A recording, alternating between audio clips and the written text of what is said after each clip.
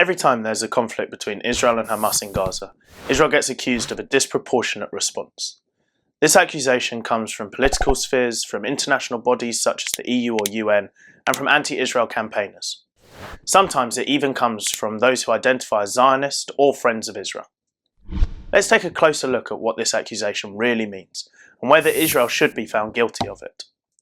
There exist two definitions of disproportionality. The dictionary defines disproportionality as not having a comparative relation between things or magnitudes as to size, quantity, number, etc. Basically, in this scenario, the dictionary defines proportionate behaviour as an eye for an eye, or one for one. But is that the definition applied to conflict? If Hamas fire 10 rockets at civilians, should Israel fire 10 rockets back? Of course that's not how it works. So how does it? Well, international humanitarian law is what governs the legal use of force in an armed conflict. The idea of proportionality was clearly laid out by Luis Moreno Ocampo, the chief prosecutor at the International Criminal Court, investigating the allegations of war crimes during the 2003 Iraq War.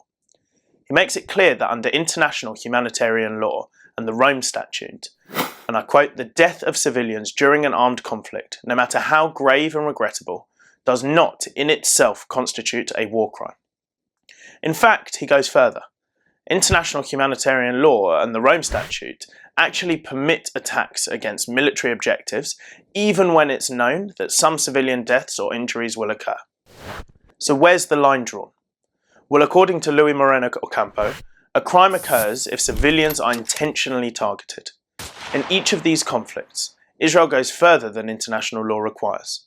Through the well-documented leaflet drops, the roof knocks, the text message and radio warnings, Israel proactively encourages civilians to leave areas that may be attacked, giving Hamas advanced warning, but ensuring that civilians are given enough time to leave. When Hamas intentionally endanger civilian lives by placing their rocket launchers next to schools, mosques, hospitals and homes, or storing their weaponry in public buildings, or even holding their leadership and headquarters in the basement of a hospital, they are intentionally putting civilian lives in danger. That's not to mention the target of their rockets being civilian and not military targets. Any and every civilian death is a tragedy. But when the international community, local activists and our own politicians use the term disproportionate, they should know exactly what they are saying, and not simply repeat incorrectly defined and poorly researched buzzwords. I'm Arieh Miller from the Zionist Federation, and you're watching JTV. To stay up to date with the latest JTV content, if you're on YouTube, click subscribe below the video and the alarm bell, and if you're on Facebook, click the like button, and under following, click see first.